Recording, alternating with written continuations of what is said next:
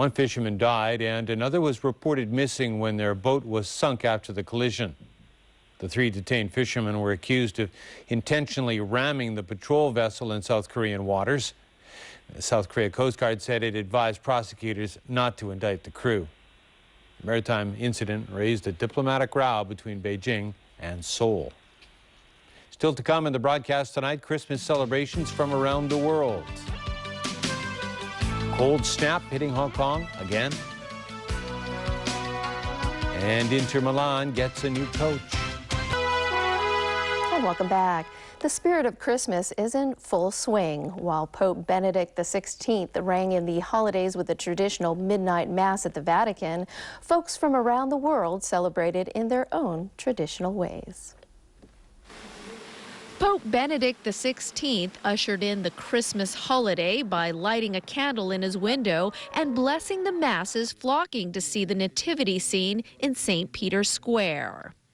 At the stroke of midnight, the Pope celebrated Christmas by holding the traditional midnight mass at St. Peter's Basilica. Heightened security was evident following package bombings at 2 Rome embassies on Thursday and security breaches at the same service in the past 2 years by the same woman. The pontiff's homily noted the birth of Jesus Christ as being the reason for the season. Midnight Mass was the centerpiece of holiday events in the West Bank, where Christians gathered in the traditional birthplace of Jesus. The Catholic Church's top clergyman in the Holy Land led the service at Bethlehem's Church of the Nativity. Our lives in the Middle East are still ruled by fears, uncertainties, and worries. Christmas brings us a message of joy and peace. And Palestinian President Mahmoud Abbas hoped that 2011 would be a year of peace for his people. Worshippers also took to the streets in the Israeli town of Nazareth, the biblical home of Jesus, Mary, and Joseph. Christmas celebrations were held in other parts of the world as well. Worshippers in Indonesia flocked to churches in the thousands. American and French troops serving in Afghanistan lit candles and sang Christmas carols. And kids in the U.S. state of Maryland witnessed a grand entrance from Santa Claus, complete with knee-boarding reindeer. A water-skiing Santa wowed the crowds, as did a splashing Frosty the Snowman. While those in the Northern Hemisphere celebrate a winter wonderland Christmas, in Australia they're sunning it up on the beach. I think it's a nice change to be here on the beach in the sun. And here in Hong Kong, huge crowds ventured out overnight to ring in Christmas. Priscilla Ng has that story.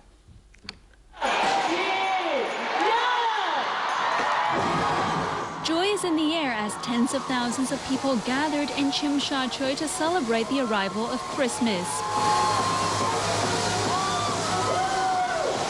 Pop singers performed at this street party on Canton Road.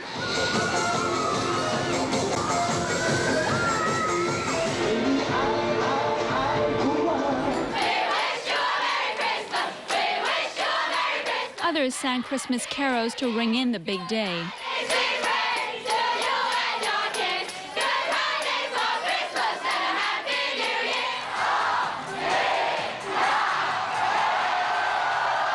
There were massive celebrations at another party hotspot.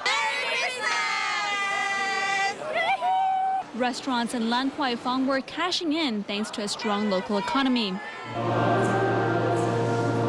Meanwhile, a midnight mass was held at the Cathedral of the Immaculate Conception on Kane Road. Bishop John Tong urged fellow Catholics to spread peace and love to those who are less fortunate.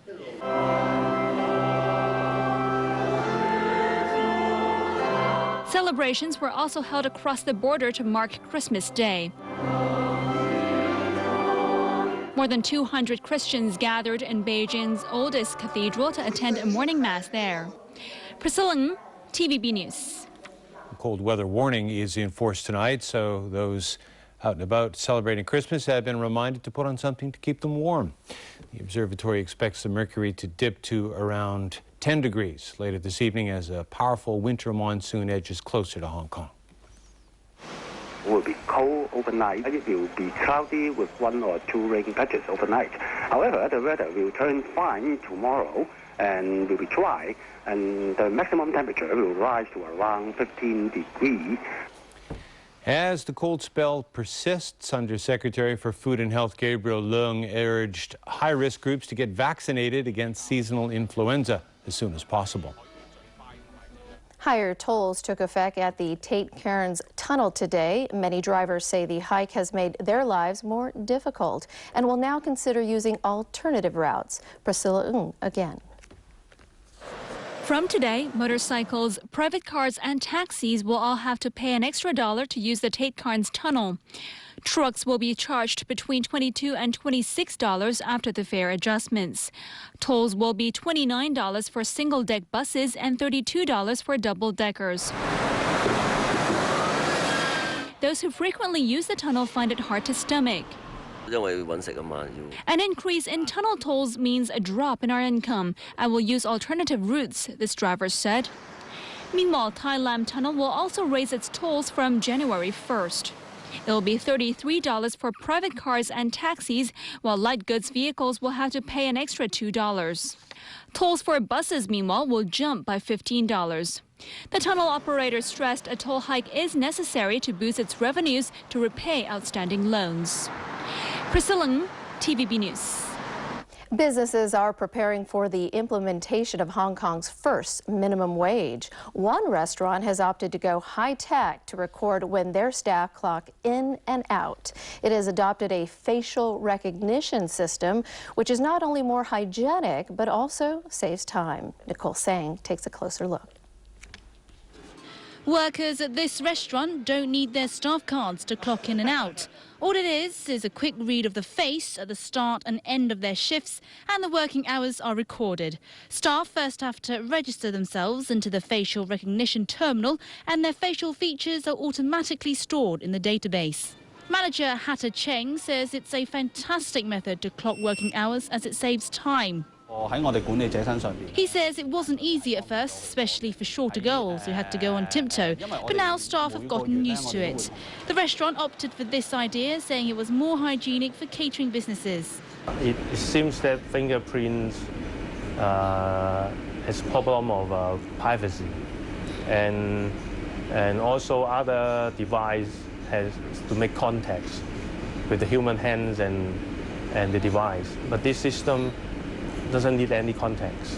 It just scans through your face and then recognize it within seconds.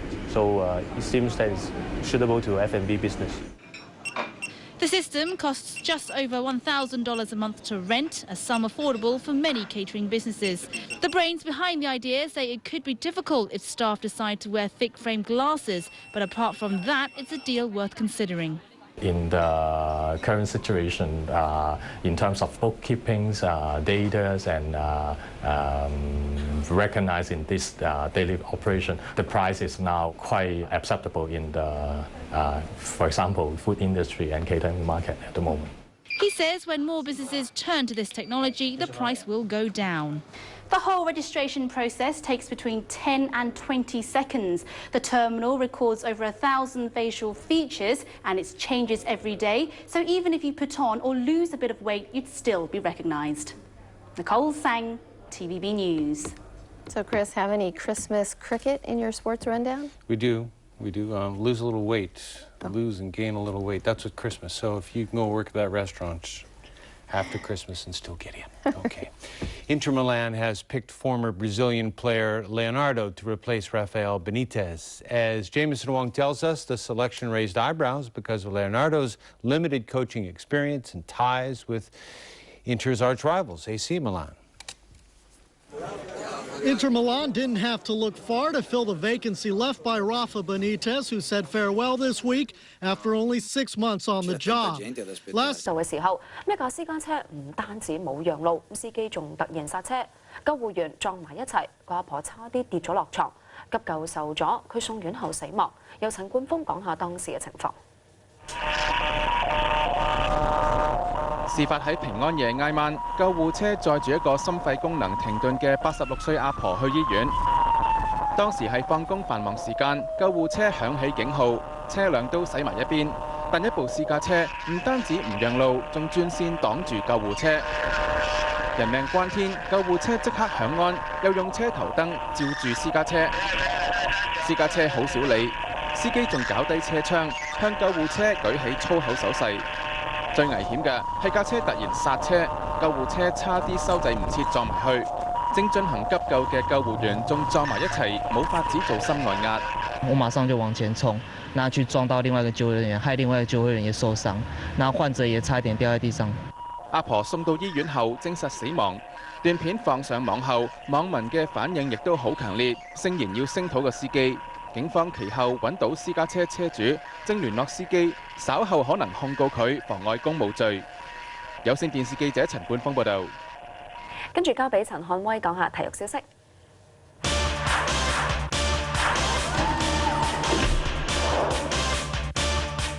本地高級組銀牌足球賽會由南華同公民爭冠軍啊！其中南華喺4強大勝和富大埔3-0。林普斯報導。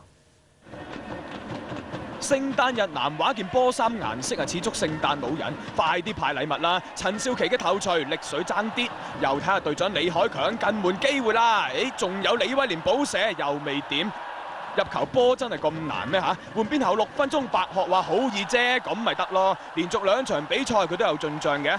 打破缺口之後，通常都順風順水得多嘅。到鄭禮軒中獎啦啩，中咗條門尾。好運一次，大埔跟住就踢小港，基頓2黃1紅，要落幕咁過節。10人應戰大埔雪上加霜，好一個白色聖誕。門楣幫多次都冇用，蘇沙頂唔入，仲有鄭禮軒保中。南華77分鐘贏到2-0，聖誕大餐唔爭再送埋甜品啊！鄭禮軒整多粒，南華大勝3-0入決賽。爭冠軍嘅對手係深色衫嘅公民，佢哋係淘汰咗4海流浪。保連奴個人表演當正對手係聖誕樹咁嘅，一抽11分鐘1-0，攞埋頂聖誕帽出嚟賀一賀佢先。邊個話家陣啲節日冇氣氛啊？自製咪得咯。之後到流浪反擊，林學希將個波送咗入網，仲唔係抽到份大獎追平？唐晶啊話錯啦，揾支格仔旗同你換啦，炸糊嚟。流浪追唔翻，去到39分鐘又失手，公民由谷盈之射入，半場領先2球。流浪換邊後都係冇符，仲有謝天佑完場前被捉，公民最終贏2-0攞到決賽資格。有線電視記者林普斯報導。